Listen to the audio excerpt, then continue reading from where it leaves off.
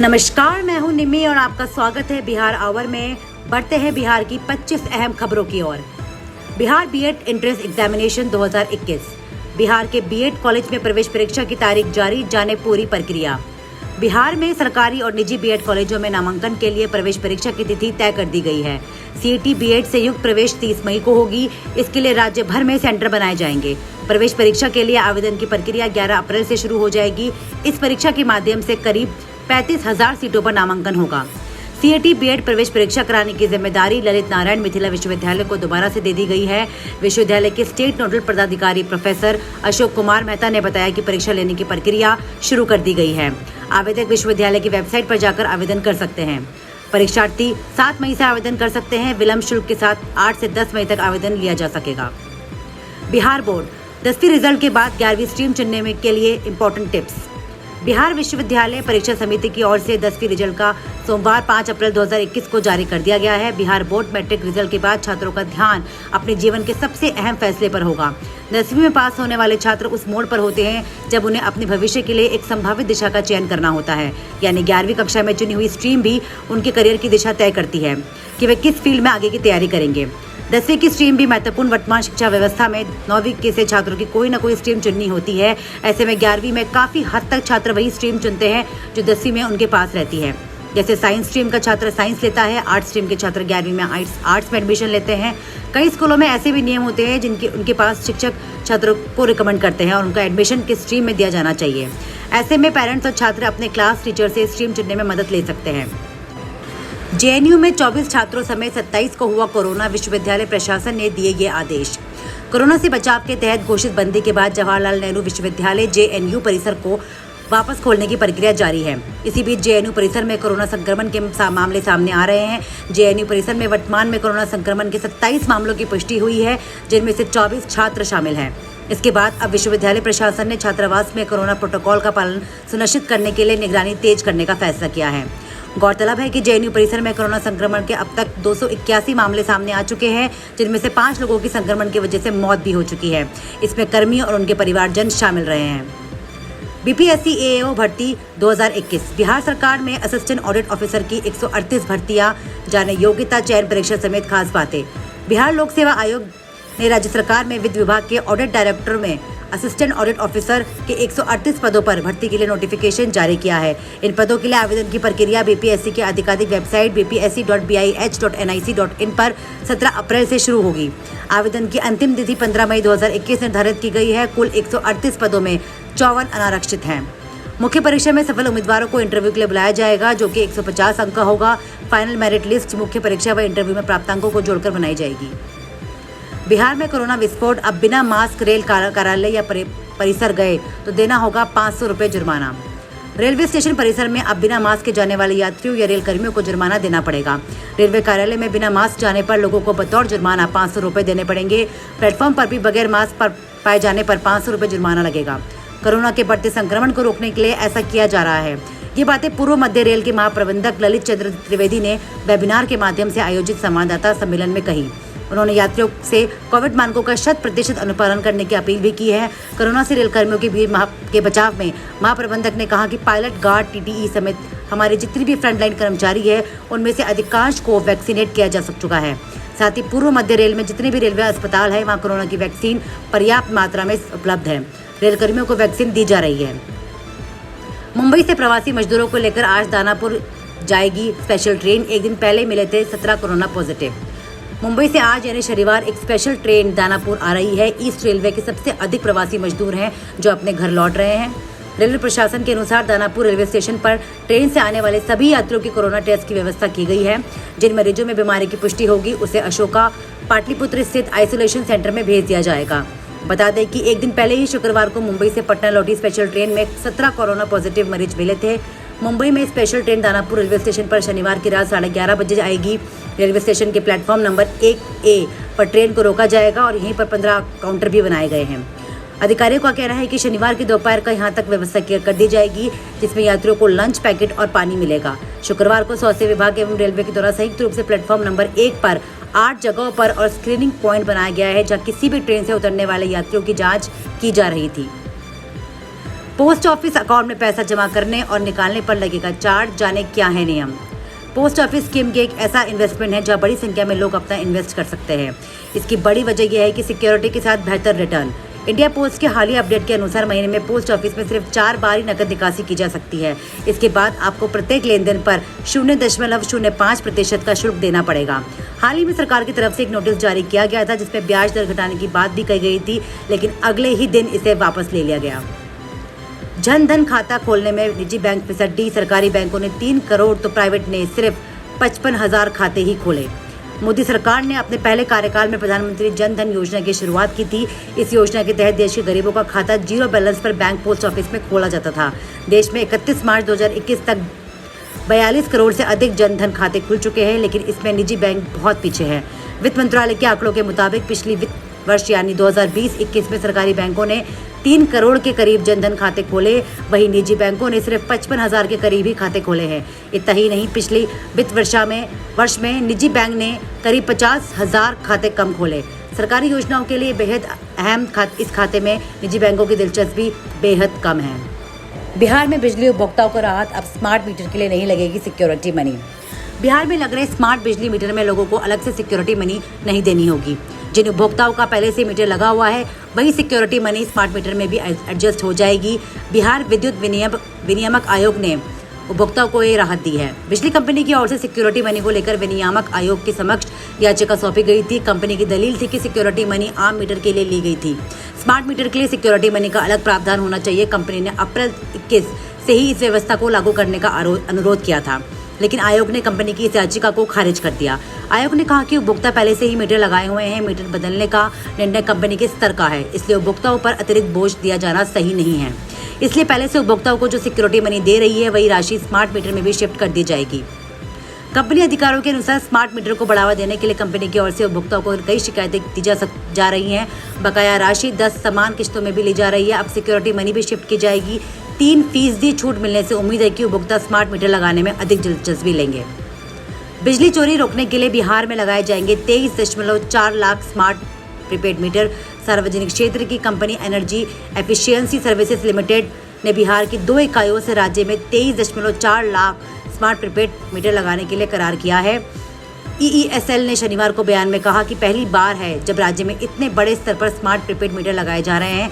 इससे राज्य के बिजली क्षेत्र में बड़ा बदलाव आएगा।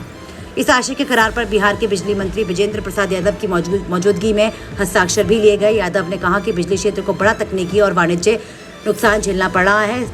स्मार्ट प्रीपेड मीटर बिहार के लिए इस चुनौती को हल करने का महत्वपूर्ण भूमिका निभा सकता है। मुझे भरोसा है कि इन मीटर में राज्य के बिजली क्षेत्र को काफ़ी फायदा होगा और बिजली वितरण कंपनियों की वित्तीय स्थिति में भी सुधार आएगा।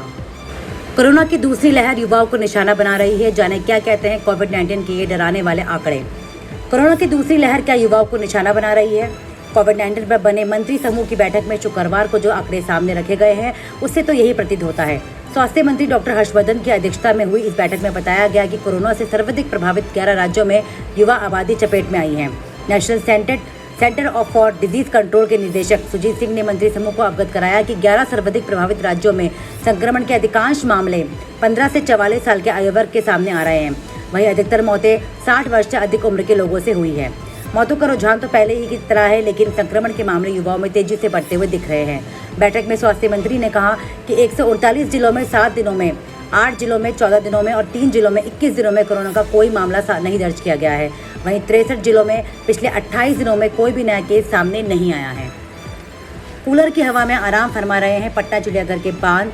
चिंपैंजी खा रही है दही और पी रहा है नारियल पानी। पटना में घूमने की सबसे खास जगहों में शुमार है संजय गांधी जैविक उद्यान यानी चिड़ियाघर। पटना के जू में ढेरों किस्म के जंगली जानवर, पक्षी, सांप, मछलियां देखने को मिलती है। हर जानवर के रहने और खाने का अपना अलग ही अंदाज है। गर्मी का आहट के साथ ही इन जानवरों के खान पान में बदलाव देखने को मिल रहा है। ठंड की वजह से पिछले कई महीनों से सुस्त पड़े सांप, घड़ियाल और मगरमच्छ के केज में आजकल चहलकदमी बढ़ गई है। उद्यान प्रशासन की ओर से बदलते मौसम को देखते हुए पशु पक्षियों के खान पान और उनके रहन सहन में भी बदलाव किए गए हैं। जानवरों के केज में कूलर और पंखा भी लगाया गया है ताकि उन्हें गर्मी से राहत मिल सके। पटना जू प्रशासन की ओर से पटना जू में रहने वाले चिंपैंजी को उसके भोजन में बदलाव करते हुए उसे दही, तरबूज और नारियल का पानी दिया जा रहा है। इसके बाद ही उनके नाइट हाउस में कूलर की भी व्यवस्था की गई है। शेर बांध के इंक्लोजर में भी कूलर पंखा लगाया गया है ताकि इन्हें भी गर्मी की राहत मिल सके। कोरोना के बचाव के लिए जू प्रशासन की ओर से पूरी सतर्कता बरती जा रही है। बिना मास्क के किसी भी दर्शक को प्रवेश नहीं दिया जा रहा है। समय समय पर चूना और ब्लीचिंग पाउडर का छिड़काव किया जा रहा है। इसके साथ ही केज को सैनिटाइज भी किया जा रहा है। बिहार से उत्तर प्रदेश, बंगाल और झारखंड के लिए बनेगी नई सड़कें। राज्य सरकार ने केंद्र को भेजा प्रस्ताव। यूपी, बंगाल और झारखंड के बीच नई सड़क कनेक्टिविटी का प्रस्ताव। वार्षिक कार्य योजना में सड़क परिवहन एवं राजमार्ग मंत्रालय की अनुमति के बाद कई सड़कों पर काम आरंभ होगा। 2770 करोड़ की 4 परियोजनाओं के प्रस्ताव पर केंद्र को देनी है मंजूरी। बिहार के पड़ोसी राज्य यूपी, पश्चिम बंगाल और झारखंड से सीधी नई कनेक्टिविटी के 4 प्रस्ताव को पथ निर्माण विभाग के NH डिवीजन के नए वित्तीय वर्ष के लिए अपने वार्षिक कार्य योजना में शामिल किया गया है। इसके तहत कुल 2770 करोड़ रुपए की योजना सड़क परिवहन एवं राजमार्ग मंत्रालय की मंजूरी के लिए भेजे गए हैं। यूपी, पश्चिम बंगाल और झारखंड के बीच कई अन्य सड़कों को बिहार की सीधी कनेक्टिविटी है, पर इन सड़कों के अस्तित्व में आने के बाद नई कनेक्टिविटी उपलब्ध हो जाएगी। Bihar corona virus alert. Bihar में कोरोना को ले 18 तक स्कूल कॉलेज बंद। शाम 7 बजे तक खुलेंगी दुकानें। बिहार में कोरोना की लहर तेजी से बढ़ती जा रही है। शुक्रवार को नीतीश कुमार ने राज्य में बढ़ते कोरोना के मामले को लेकर बड़ा फैसला लिया है। राज्य में स्कूल कॉलेज को 18 अप्रैल तक बंद कर दिया गया है। राज्य ब्यूरो पटना कोरोना की तीव्र गति से बढ़ रहे मामलों को ध्यान में रख सरकार ने सभी स्कूल, कॉलेज व कोचिंग संस्थानों को 18 अप्रैल तक बंद रखने का फैसला लिया है। पहले बंदी 11 अप्रैल तक थी। पूर्व से तय परीक्षाएं अपने समय पर होंगी। वहीं सभी तरह के व्यवसायिक प्रतिष्ठान अगले 30 अप्रैल तक शाम 7 बजे तक ही खुले रहेंगे। आकस्मिक सेवा जैसे मेडिकल स्टोर पर ये बंदिशें लागू नहीं होंगी। मुख्यमंत्री नीतीश कुमार की अध्यक्षता में शुक्रवार को हुई उच्च स्तरीय बैठक में ये फैसला लिया गया। मुख्यमंत्री ने कहा कि प्रधानमंत्री की बैठक में ये तय हुआ है कि 11 से 14 अप्रैल तक टीकाकरण का विशेष अभियान चलाया जाएगा। बिहार में भी यह अभियान चलेगा। मुख्यमंत्री सचिवालय स्थित संवाद कक्ष में आयोजित मुख्यमंत्री के संवाददाता सम्मेलन में ये जानकारी दी गई। सभी धार्मिक स्थलों आमजनों के लिए 30 अप्रैल तक रहेंगे बंद। निजी दफ्तर 35% उपस्थिति के साथ ही चलेंगे। औद्योगिक प्रतिष्ठानों को छूट। सरकारी दफ्तरों में उप सचिव से ऊपर के अधिकारियों की 100% उपस्थिति। निजी के कर्मी 35% ही आएंगे। पब्लिक ट्रांसपोर्ट अपनी क्षमता का 50% ही उपयोग करेंगे। पार्क व उद्यान में मास्क का प्रयोग अनिवार्य होगा। रेस्टोरेंट व भोजनालय अपनी क्षमता के केवल 25% ग्राहक को ही सेवा करेंगे। मामले और बढ़े तो रात्रि कर्फ्यू। मुख्यमंत्री ने ये भी कहा कि बैठक में रात्रि कर्फ्यू पर भी चर्चा हुई, पर तय ये हुआ है कि 4-5 दिन पूरी स्थिति नजर रखी जाएगी। अगर मामले और बढ़े तो इस पे सोचा जाएगा। सतीश कौल का कोरोना के चलते हुआ निधन। महाभारत में निभाई थी अहम भूमिका। सतीश कौल काफी लोकप्रिय अभिनेता थे। उनके जाने से फिल्म इंडस्ट्री में शोक की लहर है। कई कलाकारों ने उन्हें श्रद्धांजलि भी दी है। उनके जीने की चाह बहुत ज्यादा थी। वे वृद्ध आश्रम में 2 वर्ष तक रहे। फिल्म अभिनेता सतीश कौल का कोरोना से पीड़ित थे। अब उनकी मुंबई में निधन हो गया है। सतीश कौल ने महाभारत जैसी लोकप्रिय सीरियल में भी काम कर चुके हैं। इसके अलावा वे अमिताभ बच्चन और दिलीप कुमार के साथ भी काम कर चुके हैं। सतीश कौल के निधन पर दुख जताते हुए अशोक पंडित ने उन्हें सोशल मीडिया पर श्रद्धांजलि दी। सैमसंग ने लॉन्च किया दुनिया का पहला do it all smart monitor. कई शानदार फीचर्स से है lace. Samsung smart monitor M5 और सैमसंग मॉनिटर M7 में यूजर्स को प्री इंस्टॉल OTT ऐप्स की सुविधा मिलेगी। ये दोनों प्रोडक्ट कंपनी की आधिकारिक वेबसाइट के साथ ही ई-कॉमर्स साइट Amazon और कई रिटेल स्टोर्स पर भी सेल के लिए उपलब्ध होंगे। सैमसंग ने भारतीय बाजार में अपना स्मार्ट मॉनिटर लॉन्च किया है, जो कि एक innovative do it all screen के साथ आता है, जिस पर users Netflix, YouTube, Apple TV और अन्य OTT ऐप्स का आनंद ले सकते हैं। इसके साथ ही यूजर इस मॉनिटर को अपने ऑफिस PC से कनेक्ट भी कर सकते हैं। इसमें माइक्रोसॉफ्ट 365 एप्लीकेशन सपोर्ट दिया गया है, जो कि घर पर काम करने से लेकर पढ़ाई करने तक की बेहद आसान है। यूजर्स इसमें अपने डॉक्यूमेंट को एडिट भी कर सकते हैं। कंपनी ने स्मार्ट मॉनिटर के रूप में भारत में स्मार्ट मॉनिटर M5 और स्मार्ट मॉनिटर M7 को पेश किया है। स्मार्ट मॉनिटर M5 और स्मार्ट मॉनिटर M7 कीमत और उपलब्धता को अगर जाने तो सैमसंग स्मार्ट मॉनिटर M5 को भारत में 28,000 रुपये की कीमत के साथ लॉन्च किया गया है, लेकिन लिमिटेड समय के लिए कंपनी इस डिवाइस को 21,999 रुपये में भी उपलब्ध करा रही है। वहीं सैमसंग स्मार्ट मॉनिटर M7 की कीमत 57,000 रुपये है, लेकिन यूजर्स को केवल 36,999 रुपये में खरीद सकते हैं। ये डिवाइस सैमसंग शॉप, Amazon और सभी लीडिंग स्टोर्स पर सेल के लिए उपलब्ध होंगे। ड्यूक ऑफ एडिनबरा का 99 साल की उम्र में निधन। आज दी जाएगी तोपों की सलामी। ब्रिटेन, गिब्राल्टर और समुद्र में तैनात जंगी जहाज़ों की ड्यूक ऑफ एडिनबरा को आज सलामी दी जाएगी। शुक्रवार को ब्रिटेन की महारानी एलिजाबेथ द्वितीय के पति प्रिंस फिलिप का 99 साल की उम्र में निधन हो गया था। प्रिंस फिलिप की ब्रितानी इतिहास में सबसे अधिक वक्त तक रॉयल एस्कॉर्ट के रूप में काम किया है। रक्षा मंत्रालय के अनुसार ब्रितानी समय अनुसार आज 12 बजे से लंदन एडिमरा, कॉर्डिक और बेलफोर्ड से उन्हें 41 तोपों की सलामी दी जाएगी। इस दौरान हर 1 मिनट में 1 राउंड फायर किया जाएगा। इसका सीधा प्रसारण टेलीविजन और इंटरनेट पर दिया जाएगा। लोगों से गुजारिश की गई है कि वो घर पर रहें और इसका प्रसारण देखें।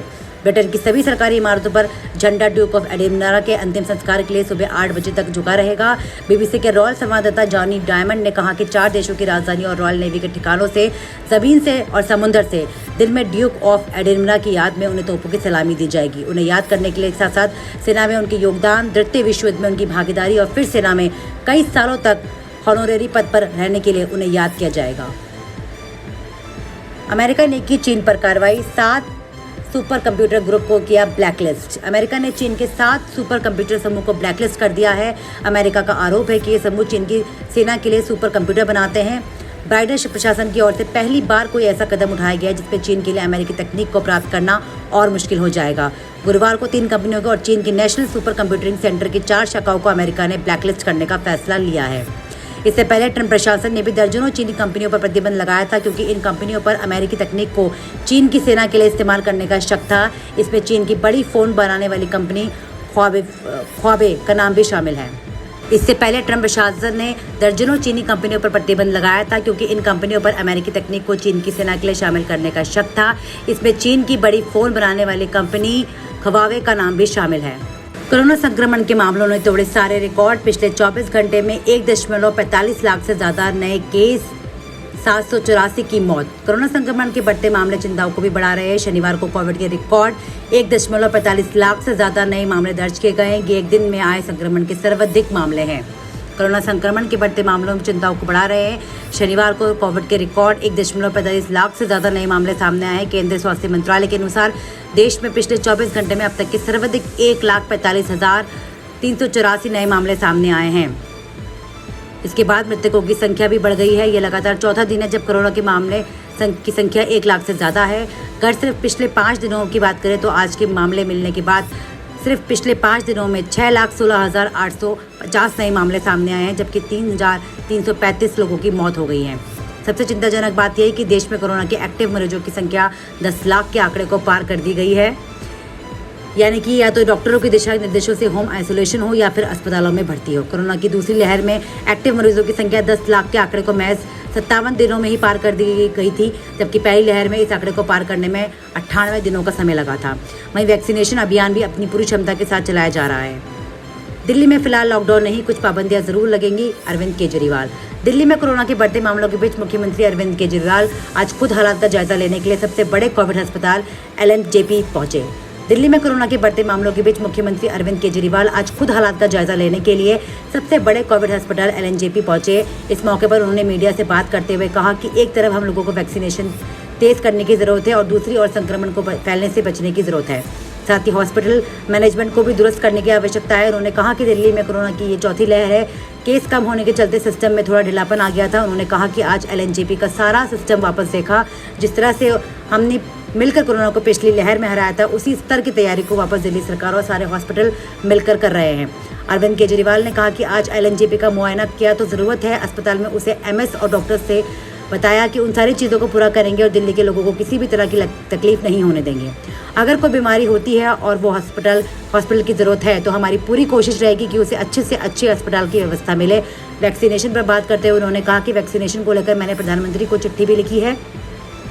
दिल्ली में मैं अपनी व्यवस्था बता सकता हूँ, बाकी देश के बारे में बात नहीं कर सकता। अगर हमें समुचित संख्या में वैक्सीन को डोज उपलब्ध करा दी जाए, उम्र की सीमा हटा दी जाए और वैक्सीनेशन सेंटर्स के नियम में बड़े स्तर पर वैक्सीनेशन सेंटर्स खोलने की इजाज़त दे तो हम 2-3 महीने के अंदर पूरी दिल्ली को वैक्सीनेट कर सकते हैं। फार्मर्स प्रोटेस्ट, किसान आंदोलन का 136वां दिन। किसानों ने KMP एक्सप्रेस को किया जाम, पुलिस प्रशासन मुस्तैद। कृषि कानूनों के खिलाफ किसान आंदोलन का आज 136वां दिन है, लेकिन इस गतिरोध का अब तक कोई हल निकलता नहीं दिख रहा है। एक तरफ जहाँ किसान अपनी मांगों पर अड़े हैं, वहीं सरकार भी पीछे हटने के लिए तैयार नहीं है। गाजीपुर, टिकरी और सिंधु बॉर्डर पर किसान कृषि कानूनों को वापस लेने की मांग को लेकर किसान अड़े हैं। हालांकि उनकी तादाद अब काफ़ी कम हो गई है। इस बीच किसानों ने अपनी मांगों को मंगवाने के लिए आज कई जगहों पर जाम लगा दिया है। किसानों ने ऐलान किया है कि रविवार सुबह 8 बजे तक लगातार जाम रहेगा। मौके पर मौजूद किसान नेताओं का कहना है कि अगर उन्हें जाम बढ़ाने का और कोई संदेश मिलेगा तो वे इसे और भी आगे बढ़ा सकते हैं। किसानों ने गाजियाबाद में ईस्टर्न पेरीफेरल एक्सप्रेसवे को जाम कर दिया है। किसान नेता जगतार सिंह भाजपा की अगुवाई में किसान नेता केएमपी पर जुटे हुए हैं। किसानों ने केएमपी टोल टैक्स बूथ को कब्जे में लेकर वहां अपनी स्टेज लगा दी है। इसकी वजह से कई किलोमीटर लंबा जाम लग गया है। पुलिस प्रशासन का कहना है कि जाम के दौरान कानून व्यवस्था बिगड़ने पर शिकंजा कसा जाएगा। किसान संगठनों में कानून व्यवस्था हाथ में न लेने की अपील की जा रही है। इसके साथ ही लोगों को केएमपी की तरफ नहीं जाने की सलाह भी दी जा रही है। महाराष्ट्र, मुंबई में रेलवे स्टेशनों पर बड़ी यात्रियों की भीड़। पश्चिम रेलवे ने बढ़ाई ट्रेनों की संख्या। महाराष्ट्र में कोरोना से भयावह हालात के बीच मुंबई में मजदूरों का पलायन बढ़ने लग गया है। पिछले साल वाली स्थिति से बचने के लिए लॉकडाउन के भय से मजदूर गांव की ओर लौटने लगे हैं। इससे रेलवे स्टेशनों पर भीड़ बढ़ गई है। पश्चिम रेलवे ने प्रतीक्षा सूची के यात्रियों को स्टेशन आने पर पाबंदी लगा दी है। मध्य और पश्चिम रेलवे ने बढ़ाई ट्रेनों की संख्या। मध्य रेलवे के महाप्रबंधक संजीव मित्तल ने शुक्रवार को कहा कि स्टेशनों पर अनावश्यक भीड़ को रोकने के लिए मुंबई डिवीजन के 6 स्टेशनों छत्रपति शिवाजी महाराज टर्मिनल, लोकमान्य तिलक टर्मिनल, कल्याण, ठाणे, दादर और पनवेल में प्लेटफॉर्म टिकट की बिक्री बंद कर दी गई है। भीड़ को सुरक्षित गंतव्य तक पहुंचाने के लिए ट्रेनों की संख्या भी बढ़ा दी गई है। पश्चिम रेलवे के महाप्रबंधक आलोक कंसल ने बताया कि रेलवे स्टेशन पर प्रतीक्षा सूची के यात्रियों के प्रवेश पर रोक लगा दी गई है। केवल आरक्षित टिकट वाले यात्रियों को ही स्टेशन पर जाने की इजाज़त है। उन्होंने कहा कि उत्तर भारत जाने वाली ट्रेनों में अतिरिक्त कोच जोड़े जा रहे हैं। इस पर ज़्यादातर प्रतीक्षा सूची के टिकट कन्फर्म हो रहे हैं। 2021 सुजुकी हायाबुसा लॉन्चिंग को तैयार, कंपनी की आधिकारिक वेबसाइट पर आएगी नजर। 2021 हायाबुसा की लॉन्चिंग के काफ़ी कम समय बचा है, क्योंकि कंपनी ने इसे सुपर बाइक को अपनी वेबसाइट पर लिस्ट कर दिया गया है और इस पर लिखा हुआ है कमिंग सून, जिससे साफ हो गया है कि ये मोटरसाइकिल अब सड़कों पर रफ्तार भरने को तैयार है। दर्शकों से भारतीय सड़कों पर रफ्तार भर रही सुजुकी हायाबुसा अब बदल गई है और इसका नया मॉडल जल्द ही लॉन्च होने को तैयार है। आपको बता दें कि अब इसकी लॉन्चिंग में काफ़ी कम समय बचा है, क्योंकि कंपनी ने एक सुपर बाइक को अपनी वेबसाइट पर लिस्ट कर दिया गया है और इस पर लिखा हुआ है कमिंग सून, जिससे साफ हो गया है कि मोटरसाइकिल अब सड़कों पर रफ्तार भरने को तैयार है। अगर आप भी एक हायाबुसा फैन हैं तो आपका इंतजार अब खत्म होने वाला है।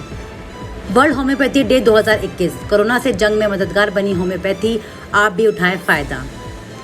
World homeopathy day 2021 Nehru homeopathic medical college की प्राचार्य डॉक्टर अनु कपूर ने कहा कि आयुष निदेशालय के दिशा निर्देश के अनुसार कोरोना से पीड़ित करीब 1000 मरीजों का इलाज किया गया।